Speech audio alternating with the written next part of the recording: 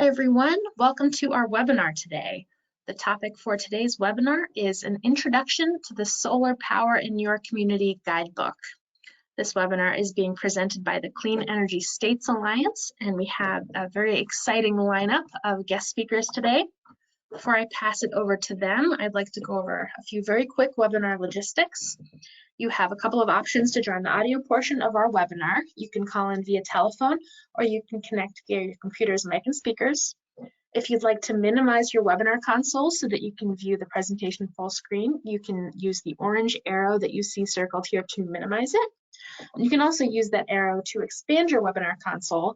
And one of the things that you might like to do with your webinar console is to submit your questions and your comments. We'll be saving about 15 minutes at the end of the presentations for Q&A with the audience, and we'll get to as many questions as we can, so do type yours in. A final note, this webinar is being recorded. We'll send you an email with a link to the webinar recording. We'll probably have that up this afternoon. We'll send it to you via email. And we'll also post all those materials on our website, cisa.org/webinars. So with that, I'll now pass it over to my colleague, Abbe Ramanan. Abbe is a project manager here at the Clean Energy States Alliance, and she is going to get us started. Thanks, Sam, and thanks everyone so much for joining us today. To give you all a bit of background, the Clean Energy States Alliance is a bipartisan coalition of state energy agencies from around the country, many of which you can see represented here on the slide. Our focus is on working with our members to advance clean energy technologies and foster an equitable and just clean energy transition that benefits everyone. So we're very happy to be partnering with the National Renewable Energy Lab and the U.S. Department of Energy to bring you this presentation on the Solar Power in Your Community Guidebook. Today's speakers include Emily Fekete from NREL. Emily is a market and policy analyst at the National Renewable Energy Lab, where she focuses on state-level policy analysis, community solar, and residential rooftop PV permitting. She has a background in sustainability and environmental management and obtained her MBA/MSES at Indiana University's O'Neill School in 2019. Her research interests include increasing the accessibility and affordability of renewable energy for LMI communities. Emily is joined by her colleague Abigail Randall from DOE's Solar Energy Technologies Office. Abigail joined CEDO in July of 2020 as an ORISE Science and Technology Policy Fellow. Prior to that, she graduated from the University of Michigan in 2020 with a Bachelor of Science in Environmental Science. While there, she conducted research on state and local energy policy. Within CEDO, Abigail works on the strategic analysis and institutional support team with a focus on the environmental and land use impacts of solar energy, rooftop solar permitting, and state and local government assistance. And with that, we have a really packed webinar for you all today, so I will turn it over to Emily and Abigail. Yes, thank you so much, Abbe and Sam and CISA, for the introduction and the warm welcome. It's great to see so many people on the call today. So let's see. Okay. So for some background, the Solar Power in Your Community Guidebook was last updated in 2011, and so much has changed in the world of solar since then. Over the past decade, we've seen hardware costs decline and installed capacity rapidly grow, as an estimated 21 gigawatts AC of solar PV was installed in the U.S. in 2021 alone. Installed in 2021, and that growth is not expected to slow. A recent study by NREL and DOE, or the Solar Futures Study, has found that with aggressive cost reductions, supportive policies, and large-scale electrification, solar could account for as much as 40% of the nation's electricity supply by 2035 and 45% by 2050. The challenge of decarbonizing our electricity sector is no small one. We will need to install over 10 times the solar installed today by 2035, or 1,000 gigawatts AC, to help meet these decarbonization goals. And communities will be integral to all kinds of deployment, from residential to utility, commercial to community solar. And we believe that this guide can be a resource to assist in rapidly deploying solar. However, challenges must be addressed so that solar costs and benefits are distributed equitably. Solar deployment can bring jobs, savings on electricity bills, and enhanced energy resilience. The updated guidebook highlights new and existing technologies and strategies to maximize the benefit of solar to all communities. It includes information for local governments on how to incorporate solar into local planning, update local policies and processes, and overall make solar more affordable and accessible to residents and local businesses. So for the community's role in advancing solar, as I mentioned, over the next 10 years, hundreds of gigawatts of solar is projected to be installed nationwide, and states and local governments have a large role to play in ensuring that this future deployment is equitable and inclusive of underserved communities. There are many barriers to increasing this deployment of and access to solar energy, though. Those barriers can include limited access to capital, restricted land or rooftop availability, complex local policies, and a lack of a local solar workforce. While these barriers can be a challenge, local governments are uniquely positioned to address these barriers. The guidebook can help governments navigate the solar energy landscape with concrete recommendations, resources, and tools for breaking down these barriers and bringing solar to your jurisdiction. So this slide gives an overview of the chapters included in the guidebook. As you can see here, we cover topics such as organizing a local solar effort, making solar available and affordable for residents and businesses, developing workforce and training programs, and installing solar on local land and buildings. Throughout the document, we focus on equity and highlight 2 solar spotlights that you can see here on solar for low-income households and racial equity in solar adoption. We'll get into that more as we move through the presentation as well. So to navigate the guidebook, there are specific topic areas, and they each begin with an introduction that describes the policy, program, or concept, followed by recommendations and best practices for implementation. Each section also highlights real-world successes from a wide range of communities that have implemented the topic or technology. And you can see a map of the case studies included here on the right. We'll get to hear from some of these communities as well. Or we have videos from these communities that you can view. And finally, each section includes a list of supplemental resources, including reports, references, and tools to offer more information or guidance on these topics. The guidebook introduces many important topics, and we want to make sure that readers have the tools that they need to get more in-depth information on any of the discussed topics to implement these opportunities in their own communities. So today we'll be able to scratch the surface of some of the great information included in the Solar Power in Your Community Guidebook. But if any of the topics we discussed today pique your interest, we encourage you to take a look at everything that the guidebook has to offer. And with that, I'll pass it over to Emily to discuss more of the guidebook content. Great, thank you, Abigail. So I'm going to start by telling you all about the chapters included in our guidebook, of course, starting off with Chapter 1. Chapter 1 discusses organizing and strategizing a local solar effort. And like with many things, getting started can be the most difficult part of knowing how to accelerate the adoption of solar. But taking the time to organize and develop a strategic approach will help leaders and decision makers work with their communities to make the best choices for solar development. Stakeholder engagement is often a good starting point and should help governments gain the perspectives and obtain buy-in from solar market participants.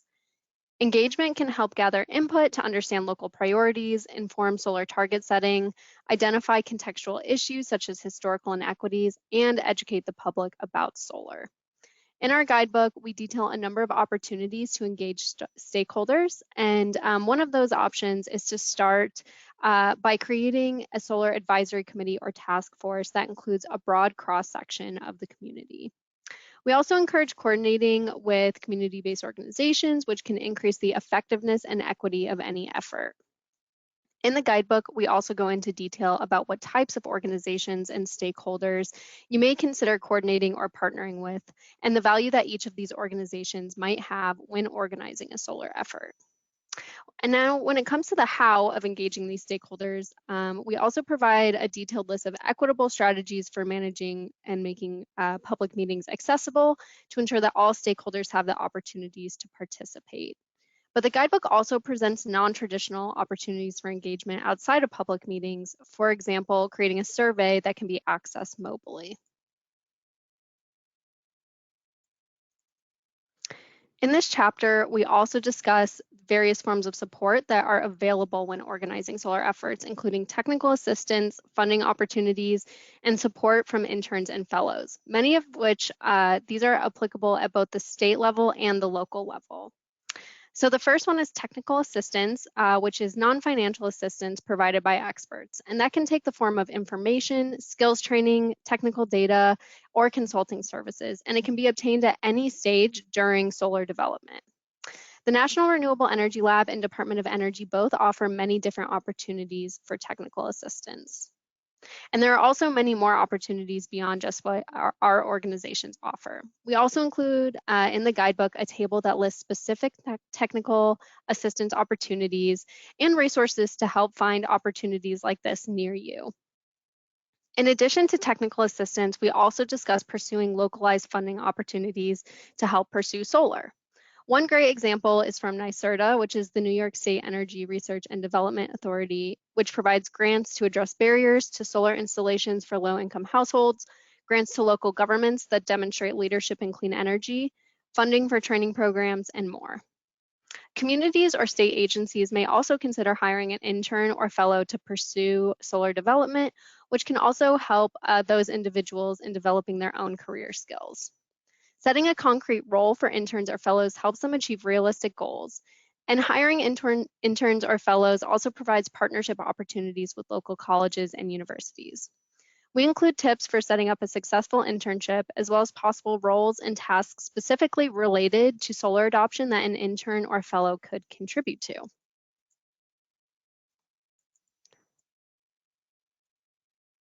After coordinating with stakeholders, setting solar installation targets is an important next step in strategizing a solar effort. Setting targets helps create momentum for a solar program with stakeholders working towards a common goal or a set of goals. It also guides the strategy for increasing solar installation in a community and enables leaders to track progress against a published goal. We emphasize the importance of collecting a solar baseline to facilitate effective target setting. A baseline can provide insight into a state or community's experience with solar energy and can quantify the number of installed solar systems and system sizes already in use. Having this information can help communities and states set realistic solar targets. And after discussing baselines, we have a list of other recommendations which can facilitate effective target setting. One example recommendation on this list is to identify programs and policies that support or hinder solar deployment, and this is especially important at the state level. Another recommendation is to identify specific goals that are related to your priorities. This may include setting goals for low to moderate income residents or other disadvantaged subsets. A community-specific solar goal may also incorporate related goals such as electric vehicle adoption, charging station deployment, and local electrification. So in addition to walking through effective target setting, we also feature a number of tools that can be utilized to assist in solar planning. Some of these tools are listed here. For creating a baseline, you may consider using the Deep Solar tool, which analyzes satellite imagery to identify locations and sizes of US PV panels. Another option is the Comprehensive Solar Installation Database, and that's actually from the same tool, can help determine the number of local solar installations. But if you're trying to analyze solar and energy demographics, the Low Income Energy Affordability tool, known as the LEAD tool, can help, as well as the Solar Demographics tool from the Lawrence Berkeley National Lab. Another great tool brought to you by NREL is the State and Local Planning tool, State and Local Planning for Energy tool, which is known as the SLOPE tool. And there are two powerful ways which you can use SLOPE. The new scenario planner allows you to explore the impacts of different energy transition scenarios on the energy consumption, CO2 emissions, and system costs at the county, state, and national scales.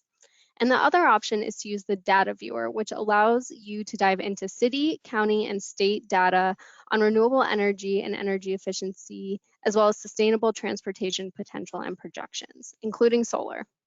So I encourage you to refer to the guidebook to learn more about the rest of these tools and how can they be leveraged to meet your solar planning needs. For each of these tools, we include information on who developed the tool, a general description of the tool, and how it can be leveraged to meet your needs.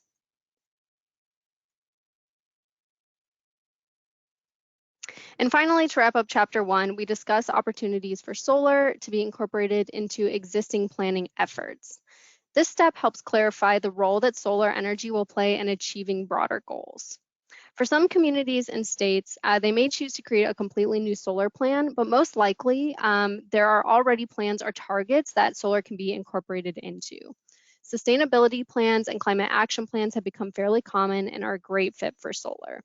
Others include carbon-free targets or specific renewable energy target setting. For example, some municipalities and states are targeting 100% renewable energy or 100% carbon neutrality by a certain date, often with interim goals along the way. So we include tips for how solar can play an important part in meeting those existing goals and how solar-specific carve-outs can be added. Resilience planning is one of the larger focuses though, and we describe how solar energy can play a role in resilience in conjunction with energy storage, energy efficiency, microgrids, and smart grids if supported by appropriate system design, siting, and policies. One of the many potential resilience benefits of such approaches, of course, is reducing vulnerability to electricity disruptions by diversifying the generation mix. And when paired with storage systems, like you can see in our fun graphic here on the slide, solar can also provide a foundation for microgrids, providing local power when the main grid is disrupted. We importantly discuss how energy resilience goals should also take into account LMI communities, especially since analysis shows that low-income communities are subject to worse national disaster effects. Resilience benefits for LMI communities include more predictable costs and ensure that everyone has access to power after a disaster. So as Abigail mentioned, we have case studies which accompany each section. And one of our featured case studies is the Bronzeville Microgrid project based on the south side of Chicago. ComEd, the neighborhood's utility, built this microgrid that includes a 750 kilowatts of solar and 500 kilowatt storage system. And the system can run continuously for 4 hours in the event of an outage. It's designed to serve 10 critical facilities and connects to a microgrid at the Illinois Institute of Technology.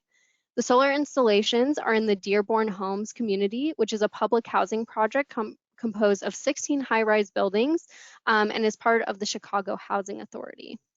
The installation serves more than 600 families, and LMI residents, like those residing in the Dearborn Homes community, are more vulnerable during power outages. So this project was supported by incentives from the Illinois Future Energy Jobs Act and a DOE grant. If you'd like to learn more about this project in particular, you can visit our link, which is displayed on the screen, and we have a full video that details the project. So also, as Abigail mentioned earlier, equity is an important thread that you'll see throughout the guidebook. Not only did we want to include equity in our discussed topics, but we also felt it was important to discuss it on its own. So we did this through these sections that we call solar spotlights, and the first is focused on LMI inclusion in solar. Data has shown that not all communities have benefited equally from the uptake in solar deployment over the past decade. LMI households represent 43% of all US households and similarly account for 42% of residential rooftop potential.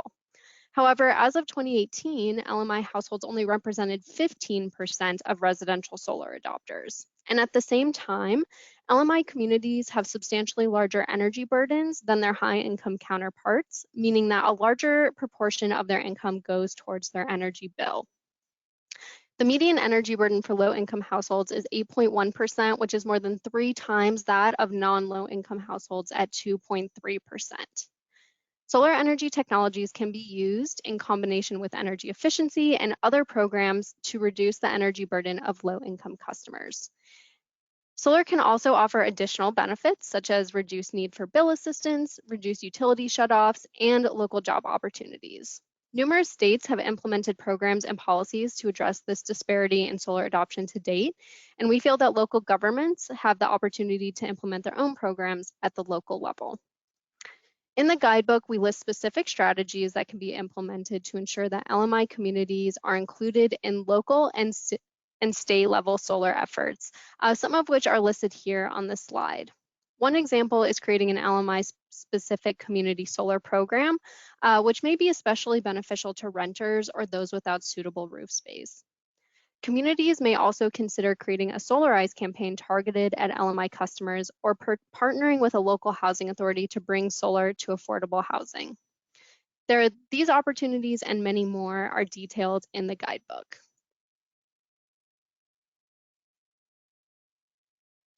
Moving on to Chapter 2, which discusses opportunities to make solar both affordable and accessible to residents and local businesses through programs and financing opportunities. Solarize campaigns, for example, reduce the upfront cost of solar by giving groups of individuals or businesses a discounted rate for bulk purchases. Solarize campaigns can reduce solar costs by 20% via savings from reduced marketing costs and economies of scale. And Solarize campaigns can be organized and run by local governments, regional organizations, nonprofits, solar installers, or other third parties. Another option is utilizing or forming a green bank to help secure low-cost capital for clean energy projects at favorable rates and terms.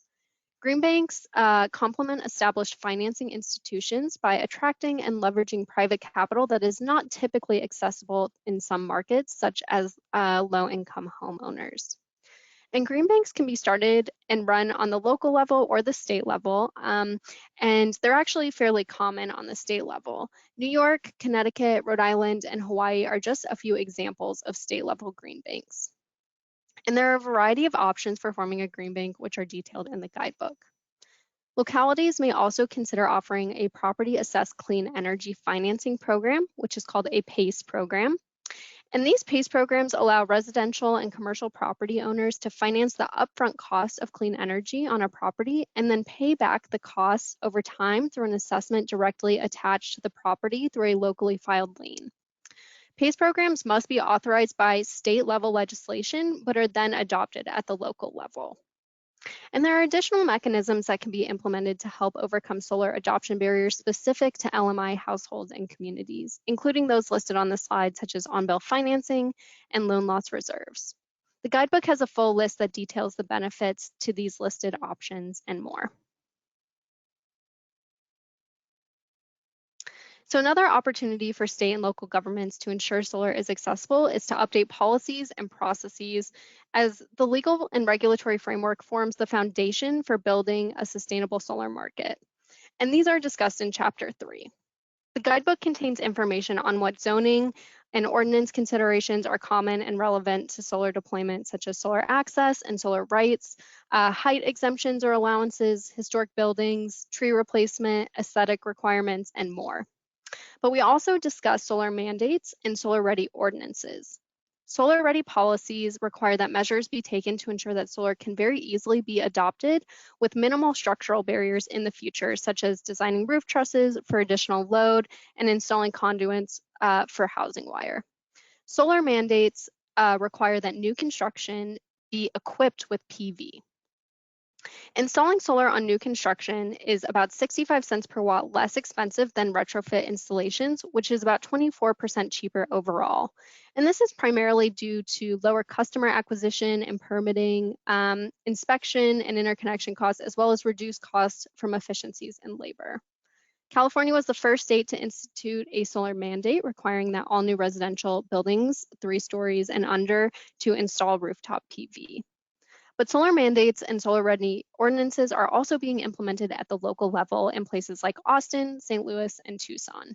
These policies help increase accessibility to rooftop PV and replace the upfront cost of installing a system with costs spread out over long-term mortgage payments. Effective and streamlined rules and regulations will help reduce installation costs and can significantly increase adoption rates for solar energy. Specifically, streamlining PV permitting and inspections can allow more residents and businesses to install and operate solar panels at a faster pace.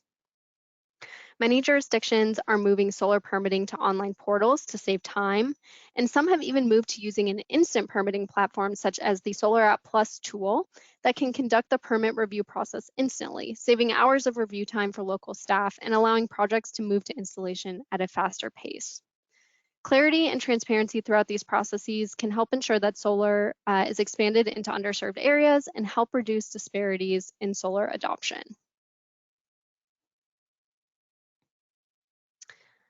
So moving on to Chapter 4, a robust solar workforce is a critical pillar of developing a local solar energy industry.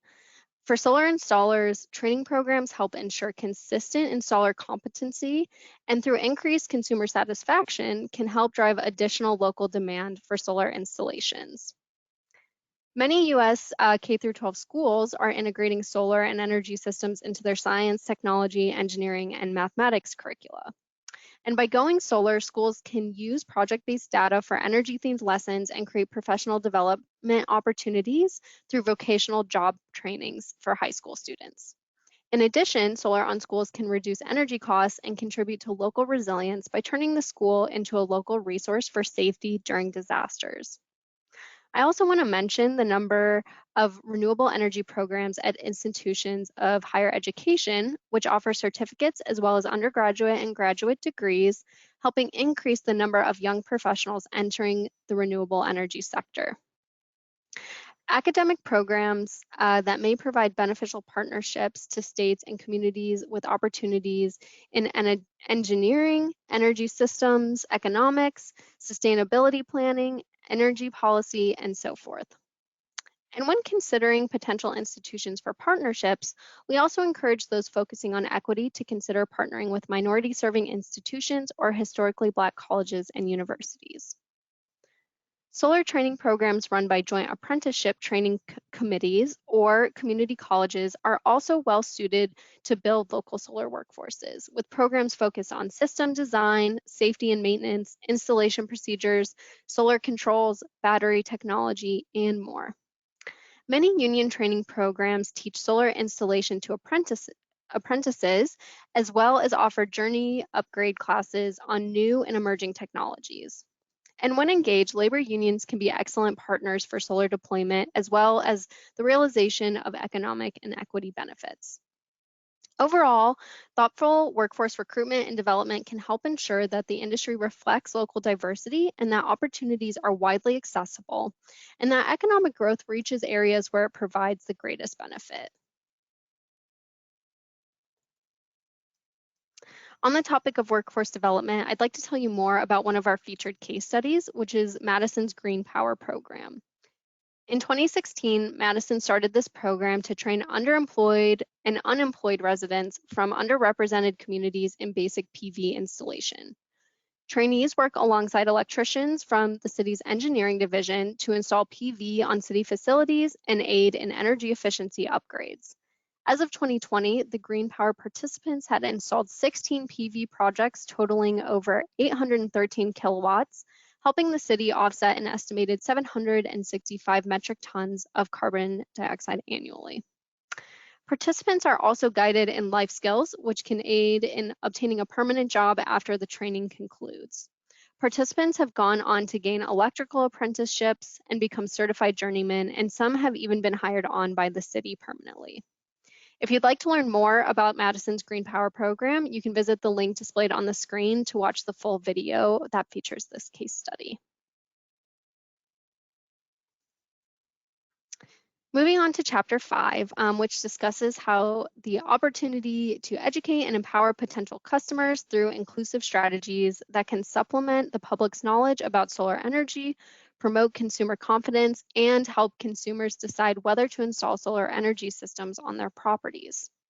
Community members can be engaged using a variety of outreach activities that promote solar energy technologies. Educational materials are one option and can be developed to focus on a variety of topics depending on where local priorities lie. If economic benefits are a concern, you can emphasize potential bill savings, local job creation, and increased home values averaging 4.1%.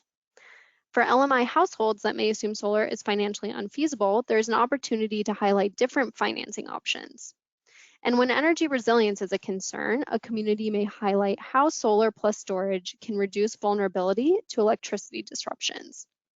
And for renters and households with roofs poorly suited for solar, they may not be large enough or may be too old, materials may highlight other solar opportunities such as community solar or programs that help make homes solar ready. Different groups of people have different priorities related to adopting solar, so targeted and inclusive educational materials are important for achieving broad acceptance. We also encourage making these resources inclusive by having them accessible in different languages, sensitive to differences in motivations for solar adoption, and tailored to the needs of vulnerable subsets of a community.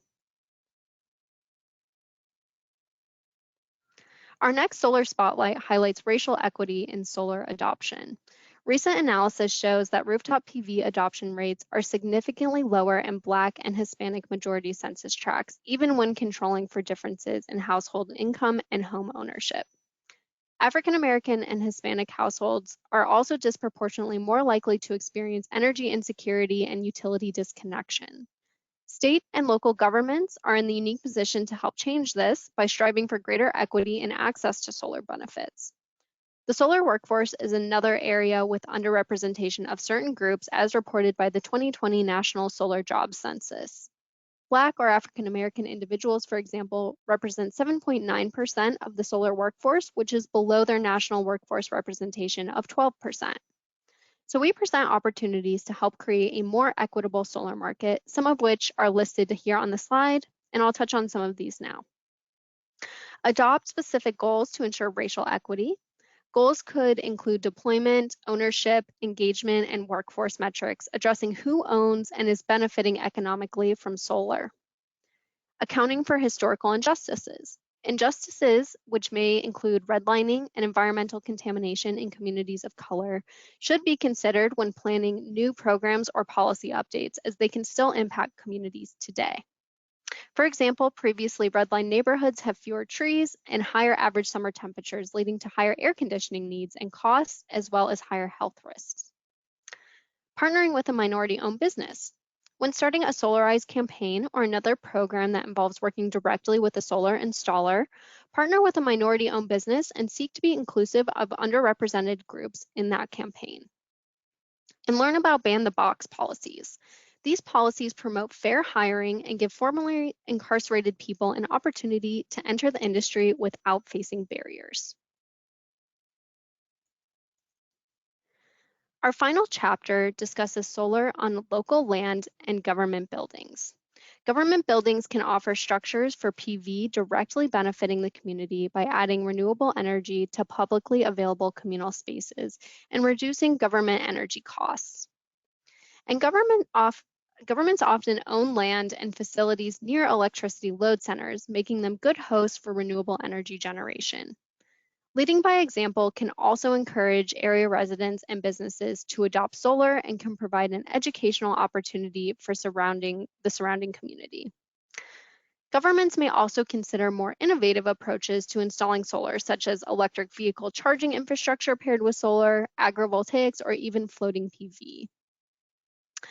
Along with the solar market, the electric vehicle market is also growing in the United States, and EVs can impact the electric grid by increasing and shifting demand, and they have the potential to provide grid benefits as mobile energy storage units through vehicle-to-grid programs. EV charging infrastructure can be combined with solar generation and help manage the charging by adjusting the time and rate of charging, or solar synchronized managed charging through charging vehicles when solar is producing power. Agrivoltaics is another technology I mentioned, and that is co-located agriculture and PV, which can incorporate crop production, pollinator habitat, or livestock grazing beneath solar panels through providing benefits to both the agriculture and solar energy. Farmers can also diversify their income with renewable energy generation, and this may be an ideal option for more rural areas. And the final one I listed was floating PV, and these systems are sited primarily on artificial body water, such as reservoirs or water treatment impoundments with solar panels affixed to plastic floats or pontoons that lock together and create a raft. Power cables connect to the panels to equip and transmission lines onshore. And these floating PV systems can be standalone or hybridized with a hydropower plant through hybridized systems, though these hybridized systems are not yet very common in the United States. And another option for government-owned land is community solar, which really may be an ideal option and something that some of you may already be familiar with. Community solar is a distributed solar energy deployment model that allows customers to buy or lease part of a larger offsite shared PV system. Community solar subscribers then typically receive a monthly bill credit for electricity generated by their share of the PV system, as if the system were located on their premises. Subscriptions are often based on a customer's monthly load or a fixed kilowatt hour per month. Community solar projects can be sited in a variety of spaces, including on former industrial or commercial sites that may be contaminated, known as a brownfield. Community solar installations can also be sited in LMI neighborhoods to be closer to the customers benefiting from the project. And as you may have noticed on the map, not all states currently have state-level enabling legislation. However, that does not mean that community solar is not possible, as there are currently many projects in those states shown on the second map without enabling legislation. But in the enabled states, communities may have opportunities to develop their own community solar project. In non-enabled states, there may be opportunities to participate in existing utility-run community solar projects as an anchor tenant. That means subscribing to a large portion of the system, which could be used to power government buildings. There's also a potential for partnership opportunities between you and your local utility, depending on your provider. That partnership could include funding a community solar project that benefits your community, providing land for a community solar project that your community can participate in. And for those of you interested in community solar, I encourage you to check out the National Community Solar Partnership and other resources highlighted in the guidebook.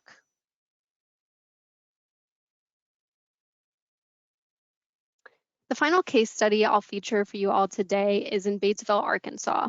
In 2017, the Batesville School District was underfunded by over $250,000 and paying the lowest teacher salaries in the county. The district partnered with a solar developer called Integrity to install a 759 kilowatt system, which is the largest solar installation of any school district in Arkansas. The district also implemented energy efficiency uptakes like lighting upgrades. As part of the project, teachers were trained on how to incorporate solar technologies into their science, technology, engineering, and math curriculum. And as a result, the system and upgrades, the school district reduced energy consumption by 1.6 million kilowatt hours per year, which was projected to save more than $4 million over 20 years. A portion of those savings helped fund pay raises for teachers, and the district now ranks first in their county for teacher salaries. If you'd like to learn more about the Batesville solar installation, you can visit the link displayed on the screen to watch the full video. So with that, I'm going to go ahead and pass it back to Abigail, and she's going to tell us more about the National Community Solar Partnership and other DOE initiatives to help make solar accessible and affordable. Yeah, thank you, Emily. So before we wrap up today, we wanted to highlight some DOE programs specifically for communities and also for states to be involved in. So this slide is primarily developed for communities, but I wanted to be sure to share these opportunities with you as well to pass along to communities. So the SolarSmart program recognizes cities, counties, and regional organizations for making it faster, easier, and more affordable to go solar. The program provides no-cost technical assistance to help communities become open for solar business. And SolarSmart has many resources on making solar accessible and affordable, many of which are highlighted in our guidebook. I'll also highlight that SolarSmart does have state partners as well. Another exciting opportunity is to adopt Solar App Plus, which is a web-based platform that Emily mentioned earlier. It automates and streamlines solar permitting for local governments, and recent pilot results show that Solar App Plus reduced the average permit time to less than 1 day, enabled projects to be installed and inspected 12 days faster than a traditional review process, and saved pilot communities over 2,000 hours of staff time in permit review. And finally, for those interested in community solar, I encourage stakeholders to join the National Community Solar Partnership. As part of NCSP, stakeholders can apply for technical assistance, access resources, and engage with an existing community of over 900 community solar stakeholders. So links are included here on the slide. And Emily, if you could move to the next slide. So we want to hear from you as well. Before we open it up for questions, we want to let you all know that There's an opportunity to provide your feedback on the Solar Power in Your Community Guidebook. So if you have used the Solar Power in Your Community Guidebook or are planning to use it, please provide your feedback. We'd love to hear how the guidebook was useful to you, whether there was any missing information, and any other feedback that you may have.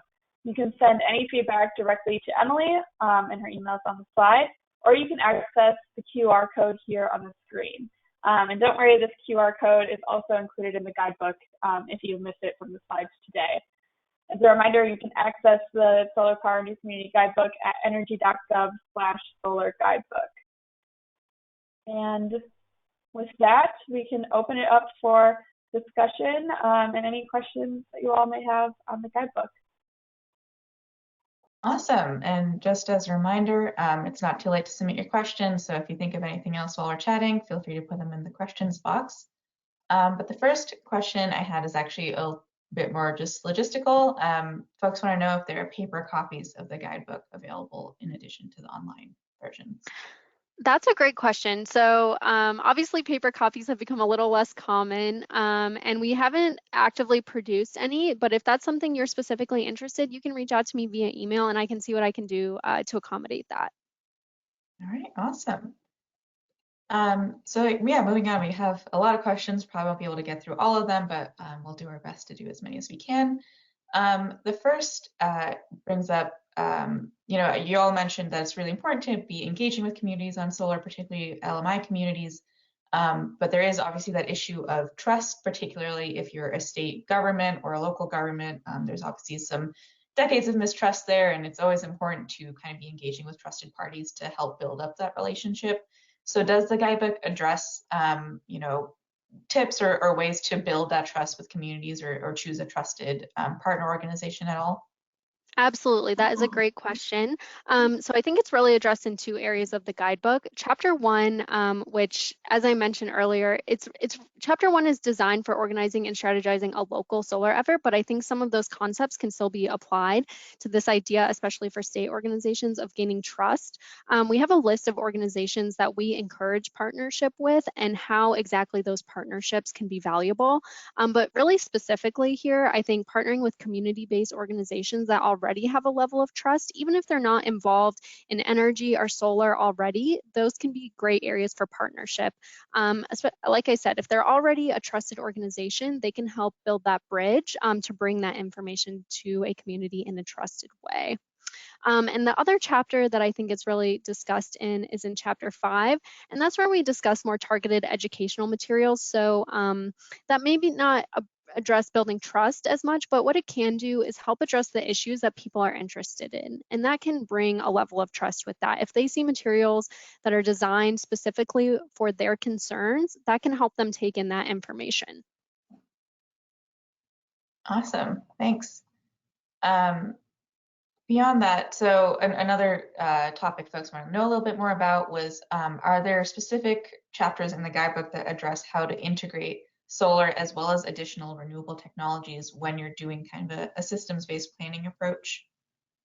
Great question. So in our planning chapter, we kind of touch on this at a very light level. I'll say we don't address other renewable energies very much, but what we do address is if you have existing plans, and those might include other renewable energies, how solar can play a part in that. So we don't necessarily get at other renewable technologies, but again, we talk about how what role solar can play in the existing plans you have. And Abigail, you might want to add more to that. Yeah, the other thing I was going to add is a lot of the tools and resources that we point to are not specifically for solar. Like Emily was mentioning the SLOPE tool earlier, and that can be used for, I think, any energy planning. We were just highlighting the solar piece. So yeah, even though we're not specifically giving guidance or direction on how to hybridize or integrate solar with other renewable energy technologies, a lot of the resources are there, and like Emily was saying, like integrating into existing plans is certainly a big part of this document. Absolutely, that's a great point, Abigail. So the list of tools that we include, and after each section, there's also a list of resources. So that might be other guidebooks or tools or a number of different published materials that can address these issues. So even though we can only scratch the surface and we primarily focus on solar, we try our best to provide the resources that folks would need to get deeper into these issues, which could certainly address what this question is about. And I am also just going to shamelessly plug a future CISA webinar here, because we will actually be covering the slope tool with some partners in a few weeks. So if you're interested in that, definitely attend that webinar. Yeah, I definitely encourage folks to attend that as well. I've worked a little bit with the slope folks, and it's a very powerful tool, and it's really exciting to see someone really just lead you through it. So I'll second your plug, Abby. Thanks. All right, moving on a little bit. I'm curious if there's any specific areas in the guidebook that address solar deployment for tribal governments, or the specific needs of tribal governments or tribes. That's a great question. So we very briefly touch on it, and part of the reason we didn't get more in depth is actually because we feel like tribes almost deserve their own resource of this nature. And that's something that NREL is actually actively working on. It's still in draft format and it has not yet been published, but that is something that NREL and DOE are working on together. But where we do touch on it is in that chapter 1, where we discuss different organizations and groups that should be included in solar planning. And that's where we discuss that tribes should certainly be included in local solar planning. And we don't touch necessarily on planning for tribes, but we touch on how they should be included in broader planning. So unfortunately, we don't get as in-depth as I would really like, but we do include some case studies that are tribe specific, and we're excited that NREL does have a document that is forthcoming on the subject. Awesome. And yeah, kind of on that note, it'd be great if you both could get a little bit more into how all the data for the guidebook was collected and what sources you all were used. I think there's some questions of, for example, that slide where you're showing demographics of who's getting solar benefits and who's involved in the solar workforce, and where you got that information from. That's a great question. So we worked with a variety of partner organizations, including CISA, but we worked with SIA and a number of other organizations who helped review the guidebook and provide resources. But some of that data, it's pulled from different sources. So SIA is one of those resources which information was pulled from. The Solar Energy Job Census is where you'll see some of our more job-focused metrics coming from. And then in some of the primary slides that Abigail showed in the beginning, we're really featuring information from the Solar Futures study. That is a very diverse study that covers a number of different topics, and there's actually a number of different documents and reports associated with it that I definitely encourage folks to check out. And that looks at really what the future of solar is going to look like. So how solar will develop and how it will affect different technologies and different groups of people in terms of adoption. And Abigail, you might want to add to that answer as well. Yeah, I'll say that we pretty closely stuck to primarily any resources that we knew were created in-house between DOE or NREL or the other national labs. So we cited those wherever possible. Where resources like that didn't exist within DOE in the labs, we relied on our partner organizations and peer-reviewed literature. So I can say that that's probably the bounds of all the data and research that has been included here. And if people are truly interested in these specific resources, we do have a bibliography at the end of the document where they can actually go and find the very specific documents that we sourced and cited inside the document as well. Great, that's really helpful. All right, moving on a little bit to more of some process questions. Some folks were curious about if the guidebook covers how to kind of promote competition or do a competitive RFP process when you're sourcing and deploying solar, either for households or more for community solar in particular. That's a great question. So we very briefly touch on that, especially on our section in bringing solar to local land and local buildings. So we touch on that very lightly, probably not as much as this person who's asking would like. But with that being said, I know that we also include additional resources on that. So even though we touch on it pretty lightly, we do have, I think, resources that would be really helpful to someone interested in that they could find at the end of that particular section in the guidebook. Awesome. Yeah, and if folks haven't gotten a chance to go through the guidebook yet, there are so many hyperlinks, which are absolutely fantastic for, it's kind of a great just starting off point for any topics you want to do a deeper dive into. All right, so moving on to just more, I guess, general questions. I'd be curious if you all, I know the last edition of the guidebook came out many years ago, and the solar landscape has really changed since then. So I'd be curious if there's any major trends or topics of focus that weren't in the previous edition of the guidebook that you really wanted to emphasize in this edition. That is an excellent question, and that's something that we put a lot of energy into on the front end of developing this guidebook. So first of all, community solar is huge, and that is something that really was not a popular option 10 years ago. So community solar was a really exciting technology that is now much more broadly accessible that we were really excited to emphasize. Also, some of the more even forward-looking technologies that I mentioned that are just starting to become popular, like floating PV and agrivoltaics. We see some of that today, but that's something that we see more forthcoming in the future as well. But also the issue of equity. So that's really something that was not even mentioned in the previous guidebook, but now that solar technology has become more affordable, it's something that we felt was really important for us to emphasize. So you probably heard me mention it, not only in reference to specific topics, but then we also have those solar spotlights where we try to pull out those equity issues on their own and emphasize those and really bring them to the forefront. The other thing I'll add is I don't think that resiliency was really a part of the 2011 version. So we try to bring that in here, and we touch on things like solar and storage, which was certainly not in the 2011 version. So yeah, also thinking of ways to include solar in those resiliency plans, and yeah, use solar as a way to increase resiliency for communities. Yeah, and on that line too, I mean, climate action plans and things of that nature. So as you can probably tell just from the list that Abigail and I keep adding things to, it was actually somewhat difficult for us because we wanted to include all these new and really important topics without making this document too overwhelming.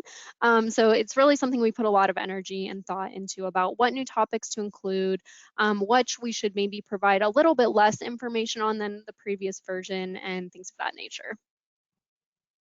Yeah, thanks. And kind of going off of that, are there kind of specific tools or resources that you all share for states that are different markets or have different maturity of markets?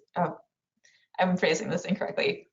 Who have different maturities in their solar markets, since obviously a lot of states are in different stages with that. That is a great question. So that's not something that we specifically call out, but it's certainly something that we tried to provide a variety of resources for. So especially like on my community solar slide, you could see that we had a map highlighting, you know, states who already have enabling legislation and states that do not. So we try to include a number of resources for folks at different maturity levels in terms of their market. So perhaps they're just starting off. We try to provide resources that can help them jumpstart that. But maybe they're a little bit more mature and they're more focused. Now they're looking more at how to make sure their program is equitable or how to continue to expand their program. We try to include resources for that as well.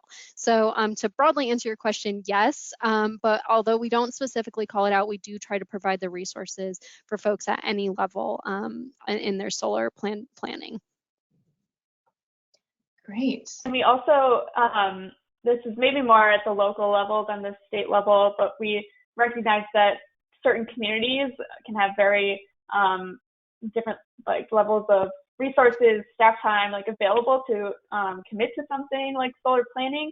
And so the options that we provide for people to get started can really range from something that's very low cost, low effort, like maybe finding a partner in the community who can be a voice for solar, to things that are much more involved, probably more expensive, something like hiring on a set of interns or fellows.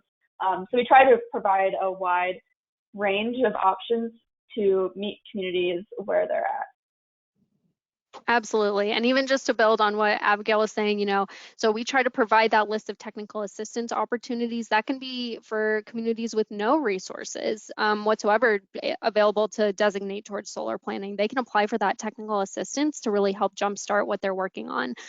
Or there could be communities who are maybe farther along in their solar planning and want to start looking at how to really provide more local benefits. So we talk about things like forming a green bank at the local level and things of that nature. So yeah, absolutely. Great examples, Abigail. And yeah, we do our best throughout the guidebook to do things like that.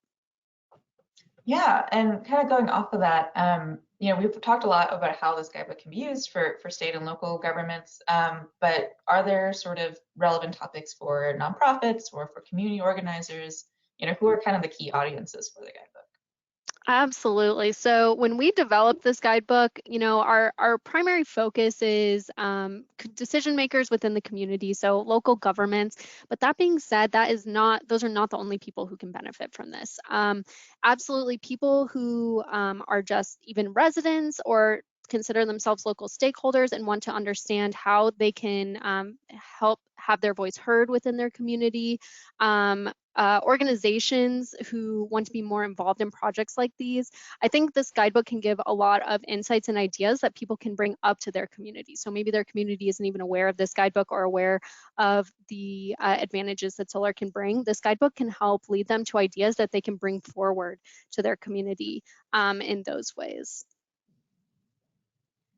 Awesome. Yeah, I think those are almost all of our questions. Just to kind of close out the conversation, what are sort of trends, now that you've completed this guidebook, what are some trends and topics that you think are going to be most important moving forward and might be in the scary to think about 2030 or 2031 edition of the guidebook? Well, I think we're hopeful that we won't wait another full decade to update this guidebook again. But I think resilience is going to be a really common topic that we continue to emphasize and is just going to continue to come to the forefront. And I think equity as well. So I know those are two pretty broad topics, but I think you're going to continue to see those come up in different contexts, including with solar specifics. But Abigail might be able to also provide more insights as to what what types of projects DOE is looking to fund in the future. Yeah, well, so as I said this in the very beginning, and I want to pull up the exact number so I don't get it right. So DOE's goal is for solar to account for as much as 40% of the nation's electricity supply by 2035. So that kind of gets back to the market penetration question. Solar in the 2030 version of this guidebook will hopefully be a much more familiar land use for states, local governments, and so hopefully we can the guidebook would exist in a way that could get at some more of these innovative site types, or could solar would be cheap enough that more of the guidebook could focus on battery storage or hybridization, things like that. Just moving the solar market forward and getting solar to more places, I think, can really shape how this guidebook looks going forward. Because right now, there's a lot of places where solar is still very new, and communities aren't entirely sure how to incorporate solar into their zoning ordinance, or whether solar is right for them. And so, hopefully, in 10 years, solar is just so much more part of the language of how people think of communities are thinking of their planning, and their community character, things like that. This guidebook can speak to that going forward. That's what I hope for, at least. Yeah, and I want to mention one other thing. So it's semi-related to this question, but I also just think it's a great point for this audience. So there's one other component of the guidebook that we didn't mention, and we actually have an appendix that really highlights state-level policies that can help or hinder solar deployment. So I think especially for this audience, that's a great section of the guidebook to take a look at and see, where does my state fall in terms of these policies? Are we helping or hindering solar? And things of that nature. So I think that's also a hope for this guidebook, that we'll be able to look at other policies that can really be helpful in making solar affordable and accessible. Continue that trend. Awesome. Well, thank you so much, Abigail and Emily. This has been a super interesting conversation, and I'm super excited to just dig more into the guidebook and access all those great resources that you all listed. Wonderful. Well, thank you so much for having us today. And to the audience, thank you for joining us and learning more about the guidebook. Yeah, thank you so much. All right, and just a quick reminder as you all are leaving, we do have some upcoming webinars, including that one I mentioned about the slope tool. So if you have any interest in that, please do join us on Tuesday, April 26th. We also have upcoming webinars on resilience hubs, and that's really if you're interested in that solar and storage component for resilience. And then another really great webinar on mobile solar and storage units, again, for kind of disaster relief and emergency management. So keep an eye out for those webinars, and we hope to see you soon. All right, bye everyone.